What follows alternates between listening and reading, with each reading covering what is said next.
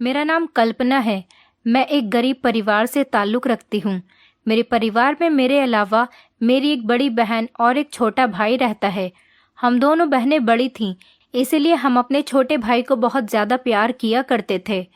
गरीबी के कारण हम दोनों बहनें तो पढ़ लिख नहीं सके, लेकिन हमने ठान लिया था कि हम अपने छोटे भाई को इतना पढ़ा लिखा देंगे कि वो अपने पैरों पर खड़ा हो जाएगा, ताकि वो बड़ा होकर अपना भी ख्याल रख सके और हमारा भी। हमारे माता पिता दोनों ही हमें इस दुनिया से छोड़कर जा चुके हैं। हम तीनों भाई बहन ने अनाथों वाली जिंदगी गुजारी है। हम दोनों बहनें पढ़ी लिखी नहीं थीं, बस ऐसे ही छोटा मोटा कामकाज करके हम अपना गुजर बसर कर रहे थे। मेरी बड़ी दीदी बहुत शर्मीली थीं और वो हमेशा घर के कामों में ही लगी रहती थी, इसलिए वो घर से बाहर कम ही निकलती थी। माता पिता के इस दुनिया से जाने के बाद हमने बहुत सारी परेशानियों का सामना किया। रिश्तेदारों ने भी हम तीनों मासूम बहन भाई को कभी सहारा नहीं दिया और ना ही समझा। हम दोनों बहनों ने अपनी जिंदगी अपने बलबूते पर ही गुजारी है। मैं आज आपको सच्ची कहानी सुनाने जा रही हूँ। हमारे जैसे शहर में मौजूद एक स्कूल की टीचर जो साइंस लैब में जब भी पढ़ाने जाती थी तो लैब में अंधेरा करके ही बच्चों को पढ़ाया करती थी। ये एक सच्ची कहानी है जिसको सुनकर आप भी हैरान रह जाएंगे। हम दोनों बहनें पढ़े लिखे तो नहीं थे, इसलिए हमने सोचा कि हम कोई नौकरी कर लेते हैं। हमें कोई अच्छी नौकरी भी नहीं मिल सकती थी क्योंकि हम एजुकेटेड नहीं थे। हम दोनों बहनों की काफ़ी उम्र हो चुकी थी। मेरी बड़ी दीदी सिलाई करती थी और मैं एक स्कूल में झाड़ू लगाने की नौकरी किया करती थी। इस स्कूल में मैंने अपने भाई को भी एडमिशन दिलवाया हुआ था, जहाँ पर मेरे काम करने की वजह से वहाँ के प्रिंसिपल मेरे भाई की फ़ीस में थोड़ी कमी कर दिया करते थे और फीस अगर लेट भी हो जाया करती थी तो किसी तरह की कोई परेशानी का सामना नहीं करना होता था। जिस स्कूल में मैं काम किया करती थी वहाँ पर एक टीचर का बड़ा जोर शोर था। वो टीचर सारे बच्चों को कमरा बंद करके ही पढ़ाया करती थी और हैरान कर देने वाली बात तो ये थी कि सारे ही बच्चों का रिजल्ट 80% ही आता था। सारा स्कूल ये बात सोच सोच कर परेशान रहता था कि आखिर ये टीचर ऐसा कौन सा तरीका अपनाती है बच्चों को पढ़ाने के लिए कि बच्चों का रिजल्ट 80% ही आता है और बच्चे उस टीचर से काफ़ी इम्प्रेस भी रहते हैं। कहने को तो स्कूल का स्टाफ बहुत बड़ा था, लेकिन किसी को भी हकीकत के बारे में नहीं पता था कि आखिर स्कूल की साइंस वाली टीचर बच्चों को अंधेरे में पढ़ाती है तो उसकी वजह क्या है। स्कूल में लोगों का ये सब कुछ जानने के लिए इंटरेस्ट और भी ज़्यादा बढ़ता चला जा रहा था। यहाँ तक कि स्कूल की प्रिंसिपल भी काफ़ी हैरान थी। फिर एक दिन स्कूल की प्रिंसिपल ने फैसला किया कि वो इस सच्चाई का पता लगाना चाहती है। मुझे इस स्कूल में सफाई कर्मचारी की नौकरी करते हुए 8 साल हो गए थे। उसके हिसाब से मैं ही पूरे स्कूल की सबसे पुरानी कर्मचारी थी। इसीलिए स्कूल की प्रिंसिपल ने मुझे अपने पास बुलाया और उन्होंने मुझे ये सब जानने की जिम्मेदारी सौंपी। प्रिंसिपल का कहना था कि तुम अगर हमारा ये काम कर दोगी तो हम तुम्हें तुम्हारी मुंह मांगी रकम देंगे। साइंस वाली टीचर, जिनका नाम अमृता था, स्कूल में सब उनको अमृता मैम कहकर पुकारते थे। ये टीचर प्रिंसिपल की जान पहचान की थी और काफ़ी एजेड भी थी और बहुत गुस्से वाली थी, इसीलिए हर किसी का मिजाज उनसे नहीं मिलता था, लेकिन बच्चों को वो बहुत प्यार से पढ़ाया करती थी। मुझे याद है जब 8 साल पहले मैं इस स्कूल में काम करने के लिए आई थी तो तभी ये स्कूल नया नया बना था। उसके बाद ही मैं यहाँ पर सफाई कर्मचारी की नौकरी पर लगी थी और मेरे भाई को पढ़ते हुए भी यहाँ पर 7 साल हो गए हैं। जब मुझे यहाँ पर काम करते हुए 1 साल हो गया था, उसके बाद ही मैंने अपने भाई का यहाँ पर इस स्कूल में एडमिशन करवा दिया था। पहले मेरा भाई सरकारी स्कूल में पढ़ता था, उसके बाद मैंने उसका एडमिशन इस स्कूल में करवाया था। ये कॉलेज हमारे घर से सिर्फ 10 मिनट की दूरी पर ही मौजूद है। जब मुझे ये जिम्मेदारी सौंप दी गई कि मुझे टीचर अमृता के राज से पर्दा उठाना है, तब फाइनल एग्जाम्स करीब आ रहे थे और अगले ही साल मेरा भाई भी अमृता मैम से ही साइंस पढ़ने वाला था। मेरा इरादा भी यही था कि मैं अपने भाई से हकीकत जानकर स्कूल की प्रिंसिपल को सब कुछ सच सच बता दूंगी। मैंने ये जिम्मेदारी सिर्फ पैसों के लालच में आकर ली थी और मेरा कोई गलत मकसद नहीं था, क्योंकि मेरे घर में पैसों की कमी थी, इसलिए मुझे पैसों की ज़रूरत भी बहुत थी। उसके लिए मैं ये काम करने के लिए तैयार हो गई थी। मैं नहीं जानती थी कि इस सच्चाई का पता कैसे लगाया जाएगा और मुझे कितनी मुश्किलों का सामना करना पड़ेगा। अगर मुझे पता होता कि इस रात से पर्दा उठाने में मुझे इतनी ज़्यादा परेशानियों का सामना करना पड़ेगा और मेरी ज़िंदगी का सारा सुकून बर्बाद हो जाएगा, तो मैं हरगिज़ ये काम करने के लिए राज़ी नहीं होती। लेकिन अब जबकि मैं अपनी ये जिम्मेदारी पूरा करने के लिए प्रिंसिपल से वादा कर चुकी थी, तो वादे से फिरना मुझे फिर ठीक नहीं लगा और फिर मैंने इस काम से न जाने कितने स्टूडेंट की ज़िंदगी बचा दी, क्योंकि हर सुनने और देखने वाले को तो टीचर के बारे में जानकर सबसे पहले स्टूडेंट्स की ही फिक्र होती थी।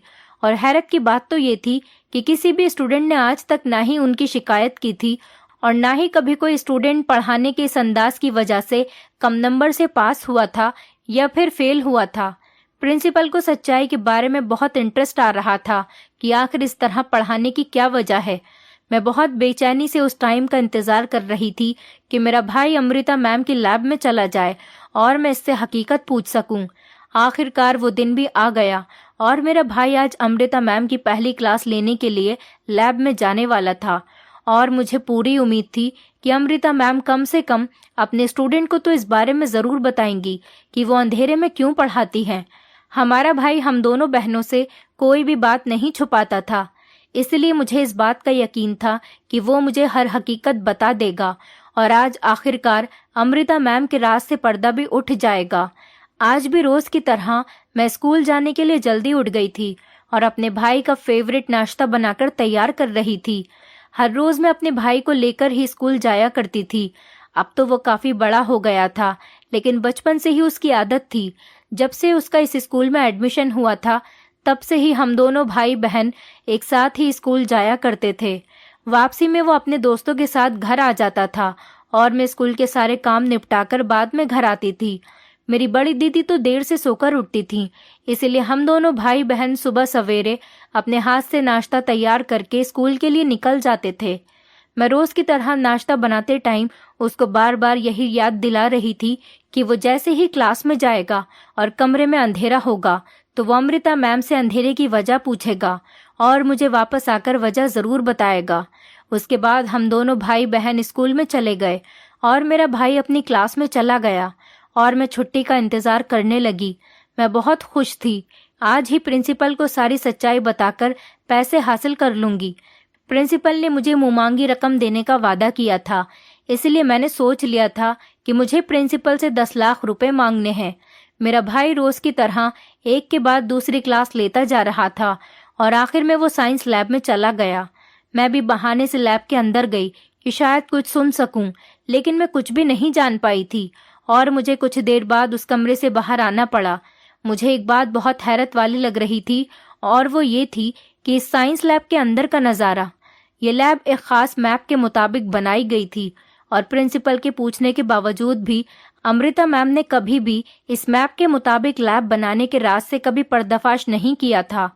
अमृता मैम इस स्कूल के मालिक की जान पहचान की थी, इसलिए स्कूल के प्रिंसिपल कुछ ज़्यादा पूछताछ भी नहीं कर पाई थी। उसके बाद मेरा भाई जैसे ही लैब के बाहर आया, मैं फ़ौरन उसे घर ले गई ताकि हकीकत मालूम कर सकूं।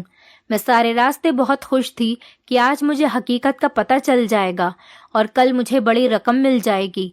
लेकिन घर पहुंचते ही मेरी खुशी तब गायब हुई जब मेरे भाई ने मुझे कुछ भी बताने से इनकार कर दिया और वो यही कह रहा था कि हमें इसी तरह पढ़कर समझ आ रहा था और हमें अमृता मैम के इस तरह पढ़ाने का ये अंदाज़ बहुत पसंद आया और उन्होंने हमें अंधेरे में ही पढ़ाया। अब मैं उससे और कोई भी डिटेल लेना चाहती तो वो सामने से खामोशी हो जाता था, कुछ भी बताने के लिए तैयार ही नहीं था। सारा दिन बार बार मैं उससे किसी न किसी बहाने से पूछती रही, लेकिन उसकी खामोशी नहीं टूटी। मेरी बड़ी बहन ने भी उससे पूछने की काफ़ी कोशिश की तो वो चुप ही रहा। अब मुझे बहुत परेशानी होने लगी थी कि कल मैं प्रिंसिपल को क्या जवाब दूंगी, क्योंकि वो तो कल मुझसे अमृता मैम की असलियत के बारे में ज़रूर पूछेंगी। न चाहते हुए भी अगले दिन मुझे स्कूल जाना पड़ा और जैसी उम्मीद थी मुझे वैसा ही हुआ। मेरे स्कूल जाते ही स्कूल के प्रिंसिपल ने मुझे अपने ऑफिस में बुलाया। मैं वहां पर गई और सारी हकीकत बताकर उनसे थोड़ा सा और टाइम मांगा ताकि मैं असलियत सबके सामने ला सकूं। उन्होंने कुछ भी बिना सोचे समझे मुझे थोड़ा और वक्त दे दिया। मैं काम करते हुए सोचती रही कि मैं आखिर किस तरह से असलियत का पता लगा सकूं। मैं सोचते हुए अमृता मैम के ऑफिस की सफाई कर रही थी। तब अमृता मैम के पास किसी का फ़ोन आया और वो फ़ोन पर बात करने लगी। मैंने आज से पहले उन्हें कभी भी किसी से फ़ोन पर इतनी लंबी बात करते हुए नहीं देखा था और ना कभी किसी से बातचीत करते हुए उन्हें इतना खुश देखा था। मैंने जानबूझकर अपने काम की रफ्तार कम कर दी और कान लगाकर मैं उनकी सारी बातें सुनना चाहती थी कि आखिर वो किससे बात कर रही हैं, और फिर शायद मुझे उनके राज से पर्दा उठाने का कोई सबूत या रास्ता मिल जाए। फिर वही हुआ जो मैं चाहती थी और मुझे उनके फ़ोन पर बात करने की वजह से एक बेहतरीन रास्ता दिखाई दिया जिसकी मदद से मैं अमृता मैम की असलियत सामने ला सकती थी। ऐसा समझो कि उसकी कमज़ोरी मेरे हाथ में आ गई थी। अमृता मैम किसी से फ़ोन पर बातें करने में इतनी मगन थी कि उनका मुझ पर से ध्यान हट गया था और वो खुलकर फ़ोन पर बात कर रही थी। अमृता मैम ने कॉल पर बात करते हुए उस इंसान से कहा कि तुम्हें तो पता है मैं अपने दोस्तों के अलावा किसी से अपनी बातें शेयर नहीं करती हूँ। जब से मेरे पति की मौत हुई है तब से तो तुम्हारे अलावा किसी और से बात नहीं होती, क्योंकि सब दोस्त किसी न किसी मतलब के लिए मेरे साथ थे, लेकिन एक तुम ही तो हो जो इतने सालों से मेरे कांटेक्ट में हो और बिना किसी मतलब के मुझसे बात करती हो। फिर कुछ देर बाद दूसरी तरफ की बात सुनने के बाद अमृता मैम हंसते हुए कहने लगी कि हाँ, तभी तो लैब का राज सिर्फ तुम ही को मालूम है। ये राज तो मेरे पति को भी नहीं पता था, लेकिन तुम इतनी अच्छी दोस्त हो कि तुम्हारा हक बनता है कि मैं तुमसे अपनी हर पर्सनल बात शेयर किया करूं। ये सुनकर तो मैं चौंक गई थी कि इस राज के बारे में अमृता मैम के अलावा भी किसी को अगर पता था तो वो थी उनकी दोस्त। अब जो प्लान मेरे दिमाग में आया उस पर फोकस करने के लिए मुझे कुछ वक्त चाहिए था, लेकिन मुझे यकीन था कि मैं इस तरीके से ज़रूर कामयाब हो जाऊंगी। सारी बातें मैं सुन चुकी थी। थोड़ी देर बाद ही अमृता मैम ने अपना फ़ोन बंद कर दिया था। उसके बाद मैं फ़ौरन ही स्कूल से घर चली गई और अपनी बहन को जाकर सारी बात बता दी। मैंने अपनी बहन को इस प्लान के बारे में सब कुछ बता दिया और कहा, तुम ऐसा करो, कल जब अमृता मैम स्कूल से अपने घर जाएंगी तो तुम मेरे स्कूल के बाहर आ जाना और किसी बहाने से अमृता मैम से बातचीत शुरू कर देना। इस तरह तुम उनके सामने बार बार आती रहना और 1 महीने बाद ही तुम उनकी अच्छी दोस्त बन जाओगी, जिससे वो अपना ये राज तुम्हें आसानी से बता देंगी। पहले मेरी बहन मुझे चौंक कर देखने लगी कि जो बात किसी को इतने साल में नहीं पता चल सकी वो 1 महीने में उनको कैसे पता चल जाएगी। लेकिन फिर मैंने उन्हें आज की सुनी हुई सारी बात बता दी कि अमृता मैम अपने दोस्तों से सारी बातें शेयर करती हैं और जब से उनके पति की मौत हुई है उसके बाद से तो वो अपने सारे दोस्तों को खास तौर पर अपनी सारी बातें बताती हैं। मेरी बहन इस काम के लिए राजी हो गई थी और सारा दिन हम अलग अलग तरीके से सोचते रहते थे कि किस तरह से मेरी बहन अमृता मैम के सामने आए और उनका भरोसा जल्द से जल्द हासिल कर ले। अगले दिन प्लान के मुताबिक मेरी बहन स्कूल से कुछ दूरी पर ही खड़ी हो गई थी। जैसे ही स्कूल की छुट्टी हुई और कुछ देर बाद अमृता मैम अपने घर जाने के लिए स्कूल से बाहर निकली और वो रिक्शा में अपने घर जाने के लिए बैठ गई। मेरी बहन ने उनका पीछा किया और प्लान के मुताबिक मेरी बहन ने उनके घर पहुंचते ही उनसे बातचीत करने की कोशिश की। मेरी बहन ने पहले तो किसी अनजान इंसान का बहाना बनाकर उनसे उस इंसान का एड्रेस पूछा। अमृता मैम अपने घर के दरवाजे पर ही खड़ी हुई थी। उन्होंने कहा कि उन्हें इस एड्रेस के बारे में नहीं पता ये कौन है और कहाँ पर रहता है। वो ये कहते हुए अपने घर का लॉक खोलने लगी। मेरी बहन ने कहा कि ये मेरे किसी रिश्तेदार का घर है, मैं यहाँ पर अनजान हूँ, इसीलिए अपने रिश्तेदार का घर तलाश कर रही हूँ। मुझे उनका घर नहीं मिल पा रहा, मैं बहुत परेशान हो रही हूँ। मैं इस शहर में किसी को नहीं जानती। अपने रिश्तेदार का नंबर ट्राई करने की कोशिश कर रही हूँ, लेकिन नंबर नहीं लग पा रहा। थोड़ी देर पहले जब मेरी अपने रिश्तेदार से बात हुई थी तो उन्होंने मुझे इसी घर का एड्रेस दिया था, इसीलिए मैं यहाँ आकर खड़ी हो गई हूँ। अब मुझे उनका थोड़ी देर वेट करना होगा। उन्होंने कहा था कि वो मुझे 2 घंटे बाद आकर यहाँ इस घर के पास से ले जाएंगे। गर्मी बहुत तेज है और बाहर धूप भी बहुत ज्यादा है। अब शायद मुझे यहीं आपके दरवाजे पर खड़े होकर ही इंतजार करना होगा। अमृता मैम कहने लगी, अगर आप चाहो तो मेरे घर में बैठकर इंतजार कर सकती हो। मेरी बहन ने उनको थैंक यू बोला और उनके घर के अंदर चली गई। अमृता मैम ने उन्हें बहुत इज्जत के साथ सोफे पर बैठने के लिए कहा। उसके बाद उन दोनों में बातचीत का सिलसिला शुरू होने लगा। अमृता मैम ने मेरी बहन से उनके बारे में पूछने की कोशिश की। मेरी बहन ने बताया कि मैं यहाँ इस शहर में पहली बार आई हूँ, यहाँ पर मेरे रिश्तेदार रहते हैं, मैं उनसे मिलने के लिए आई हूँ। हमारे माँ बाप तो इस दुनिया में नहीं हैं, इसलिए हम अपने रिश्तेदारों से काफ़ी अच्छे ताल्लुकात रखते हैं। हमेशा फ़ोन पर बात होती रहती है, लेकिन पहली बार उन्होंने मुझे अपने पास बुलाया था। थोड़ी ही देर में वो मुझे यहाँ से आकर ले जाएंगे। अमृता मैम भी उसकी बात सुनकर एग्री हो गई थी। फिर मेरी बहन ने अमृता मैम से उनके बारे में पूछा कि आप क्या करती हो। उन्होंने बताया कि वो एक टीचर हैं और वो स्कूल में टीचिंग करती हैं। मेरी बहन ने पूछा कि आप किस सब्जेक्ट के टीचर हो, तो उन्होंने बताया कि मैं बच्चों को साइंस पढ़ाती हूँ, मैं साइंस की टीचर हूँ। मेरी बहन पहली बार ही घर से बाहर निकली थी। वो इस काम के लिए राजी नहीं हो रही थी, जबकि इस रकम से हमारे घर के काफी हालात सुधर सकते थे। इसलिए उसने ये काम करने के लिए हामी भर ली थी। वो अमृता मैम के सामने बहुत ज्यादा कंफ्यूज हो रही थी, इसलिए उनसे ज्यादा कुछ बात नहीं कर पाई। उसके थोड़ी ही देर बाद उसने बहाना बना दिया कि उसके रिश्तेदार का मैसेज आ गया है, वो उसे लेने के लिए बाहर आ गए हैं, इसलिए वो वहां से उठकर चली आई। मैंने अपनी बहन को बहुत समझाया कि तुम्हारे ऐसा करने पर हमारे घर के हालात सुधर जाएंगे और हमारे पास काफी सारे पैसे भी आ जाएंगे। मेरी बहन समझ तो गई थी।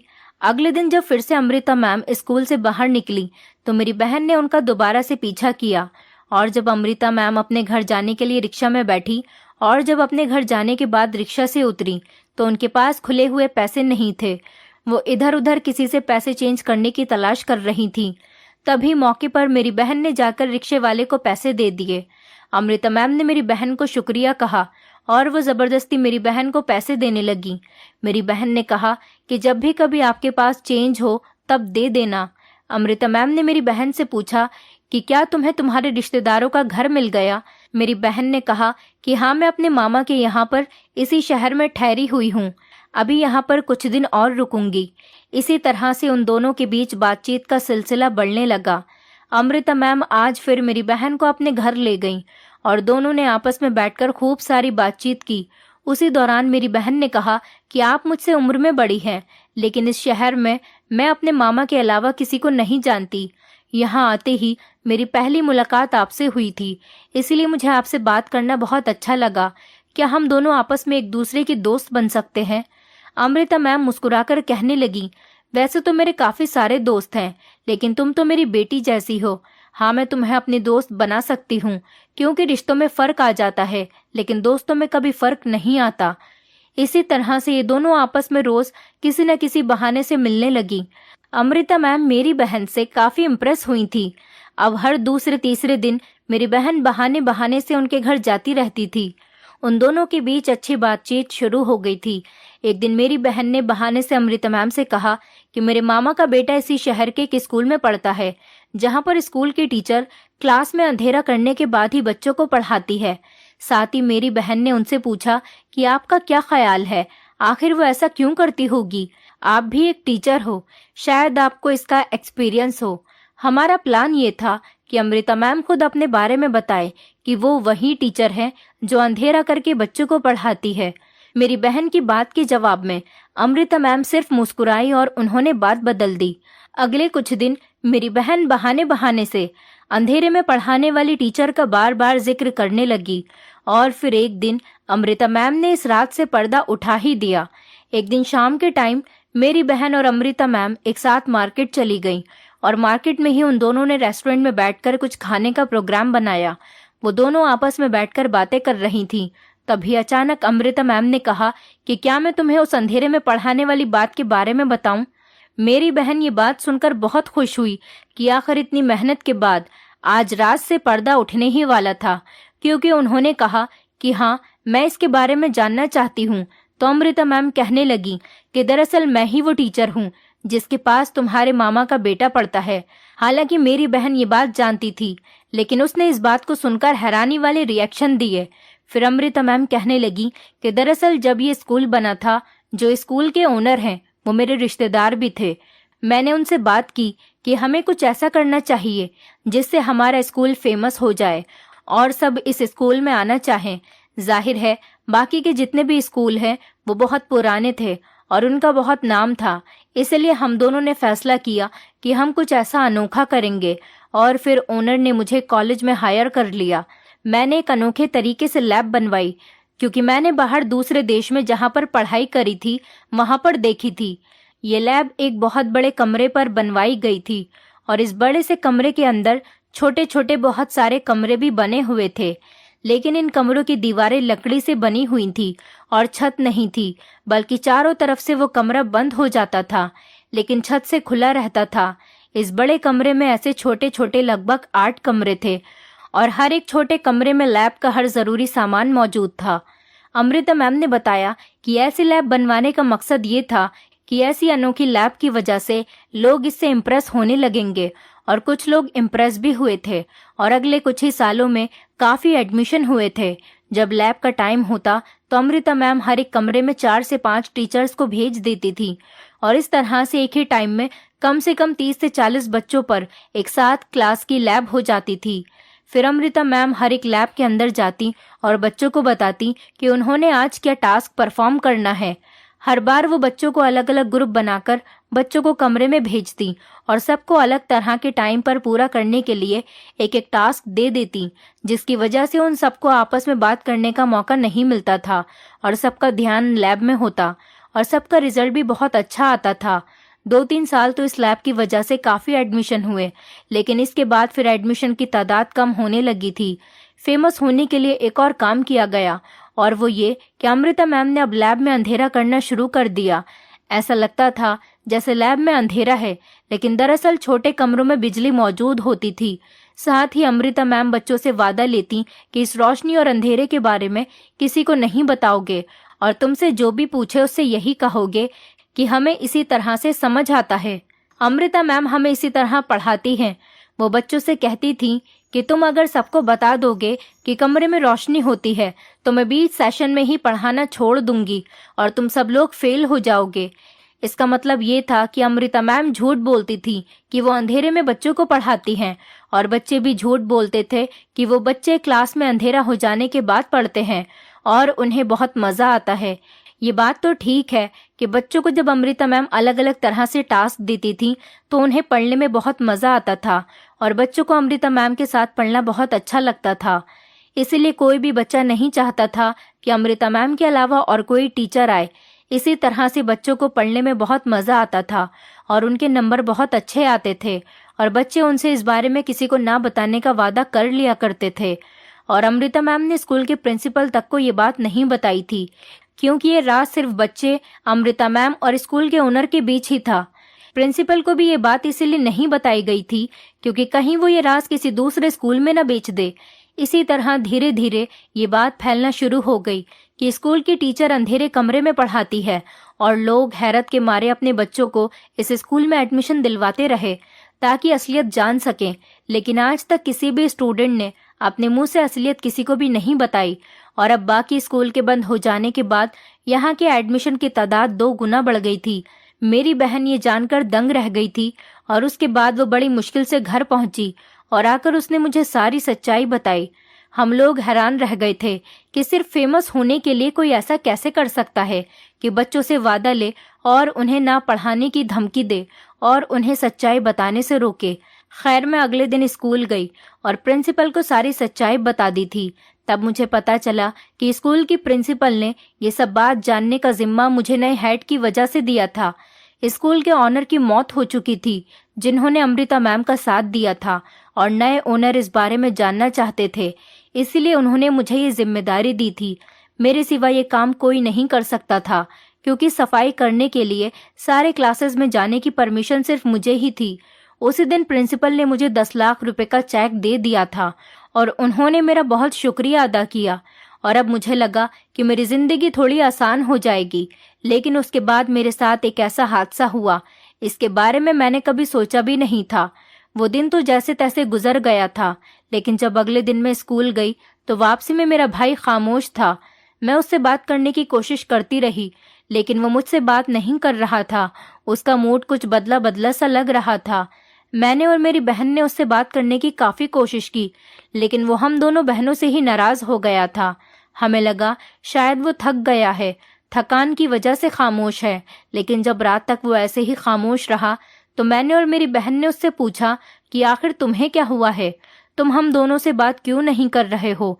तब उसने शिकायत के अंदाज में जो हकीकत हमें बताई, उसको सुनकर तो हमारे सर पर आसमान ही टूट पड़ा था। उसने कहा कि कल स्कूल की प्रिंसिपल ने अमृता मैम से बात करके उन्हें शाबाशी दी थी कि उनकी वजह से स्कूल का कितना नाम हुआ है। अब अमृता मैम नॉर्मल तरीके से पढ़ाएंगी, क्योंकि अब हर साल काफ़ी एडमिशन होते हैं और वो एडमिशन अब किसी पूछताछ की वजह से नहीं, बल्कि इसलिए होते हैं कि स्कूल में पढ़ाई बहुत अच्छी तरह से होती है। तब अमृता मैम को बहुत धक्का लगा कि आखिर उनका वादा किसने तोड़ा और उनका राज किसने प्रिंसिपल को बता दिया। तब उन्होंने प्रिंसिपल से पूछा और प्रिंसिपल ने बता दिया कि हमें यह हकीकत स्कूल की सफाई कर्मचारी कल्पना ने बताई है, क्योंकि उन्हें तो नहीं पता था कि मैंने किस तरह से हकीकत का पता लगाया है, और शायद ये भी नहीं जानती होगी कि मेरा भाई उसी क्लास में पढ़ता है। लेकिन अमृता मैम को ये बात अच्छी तरह मालूम थी कि मेरा भाई उनकी क्लास में पढ़ता है। उसके बाद उनको मेरे भाई पर शक हो गया कि इसी ने मेरा वादा तोड़ा होगा और इसने ही अपनी बहन को इस राज के बारे में बताया होगा। इसके बाद इसकी बहन ने प्रिंसिपल को सारी सच्चाई बता दी। उन्होंने मेरे भाई से कहा कि तुमने वादा तोड़ा है, इसलिए अब मैं तुम्हें अपनी क्लास में नहीं पढ़ाऊंगी, चाहे तुम फेल ही क्यों ना हो जाओ। इसलिए मेरा भाई इस कदर उदास था, क्योंकि साइंस उसे कुछ खास पसंद नहीं थी, लेकिन अमृता मैम के पढ़ाने के अंदाज से उसको सब कुछ समझ आ रहा था। उसको डर था कि अब वो फेल हो जाएगा और वो इसी बात का गुस्सा हम दोनों बहनों पर निकाल रहा था। मुझे प्रिंसिपल पर बहुत गुस्सा आ रहा था। उन्होंने मेरा नाम इस्तेमाल किया था। अगले दिन मैंने प्रिंसिपल को इस बारे में बताया तो उन्होंने मुझसे कहा कि उन्हें अंदाज़ा नहीं था कि तुम्हारा भाई भी उसी क्लास का स्टूडेंट है और उसे इस तरह का नुकसान उठाना पड़ेगा। लेकिन उन्होंने कहा कि वो अमृता मैम से इस बारे में ज़रूर बात करेंगी। उन्होंने अमृता मैम को बुलाकर उनसे बात की तो उनको गुस्सा आ गया और वो कहने लगी कि जब एक बच्चे ने भरोसा तोड़ा है तो उसे सज़ा मिलनी ही चाहिए, वरना वो रिज़ाइन दे देंगी। उस टाइम उनका स्कूल छोड़कर जाना तो प्रिंसिपल अफोर्ड नहीं कर सकती थी, इसीलिए उन्होंने इस मामले में अपने हाथ खड़े कर लिए, क्योंकि वो एक बच्चे के फ्यूचर के लिए सारे स्कूल के बच्चों का फ्यूचर दांव पर नहीं लगा सकती थी। मैं बहुत परेशान हो गई थी कि अब क्या होगा। स्कूल ख़त्म होने के बाद हम घर पर गए तो मैंने अपनी बहन को सब कुछ सच सच बता दिया। मेरी बहन ने कहा कि हमें अमृता मैम को सारी सच्चाई बता देनी चाहिए, फिर शायद हमारे भाई का फ्यूचर तबाह न हो। उसी दिन शाम के टाइम हम दोनों बहनें अमृता मैम के घर चले गए। मुझे अपनी दोस्त के साथ देखकर अमृता मैम हैरान रह गई थी और जब उन्हें पता चला कि ये मेरी बहन है तो उनकी आंखें फटी की फटी रह गई थी। मेरी बहन ने धीरे धीरे हम दोनों के प्लान के बारे में उनको सब कुछ बता दिया, ताकि वो इसका कसूरवार हमारे भाई को न समझें, क्योंकि इसमें हमारे भाई की कोई गलती नहीं थी, बल्कि उसने आपका कोई वादा नहीं तोड़ा था। हम ये सच्चाई जानना चाहते थे, इसलिए हमें ये सब कुछ करना पड़ा। पर अमृता मैम ये सब सुनकर सदमे की हालत में आ गई थी और फिर वो कहने लगी कि पहले तो शायद मैं इस बच्चे को माफ़ कर देती, लेकिन अब तुम दोनों को माफ़ नहीं करूंगी और तुम दोनों की गलती की सज़ा तुम्हारे भाई को मिलकर ही रहेगी, क्योंकि तुमने मेरा राज फाश कर दिया और मेरा दोस्ती पर से भी यकीन तोड़ दिया। मेरी बहन ने उन्हें समझाने की बहुत कोशिश की, लेकिन वो नहीं मानी। मजबूरन हमें उनके घर से वापस आना पड़ा। 1 हफ्ते तक हमारा भाई बहुत परेशान रहा, लेकिन 1 हफ्ते बाद अचानक ही एक दिन वो बहुत खुश होकर स्कूल से घर आया और उसने बताया कि आज अमृता मैम ने मुझे न सिर्फ लैब में बुलाया, बल्कि कुछ नया पढ़ाने के बजाय इस हफ्ते मेरे बिना जो भी क्लासेस हुई थी वो चीज़ें दोबारा से करवाईं, और आज उन्होंने लैब में अंधेरा भी नहीं किया और सबसे माफ़ी मांगी कि उन्होंने बच्चों से वादा लिया और हमसे कहा कि अब तुम लोगों को किसी से भी कुछ भी छुपाने की ज़रूरत नहीं। मैं ये सुनकर बहुत हैरान हुई थी।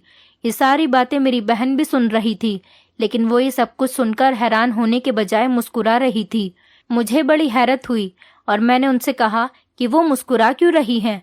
तब उन्होंने बताया कि अमृता मैम के घर से आकर 2 दिन बाद उन्हें याद आया कि एक बार अमृता मैम ने उनके फ़ोन से अपने किसी पुराने दोस्त को फ़ोन किया था और बताया था कि जिसे उन्होंने फ़ोन पर बात की है वो उनकी अकेली ऐसी दोस्त है जिसको वो सबसे ज़्यादा अहमियत देती है और उन्हें भी लैब का राज पता है।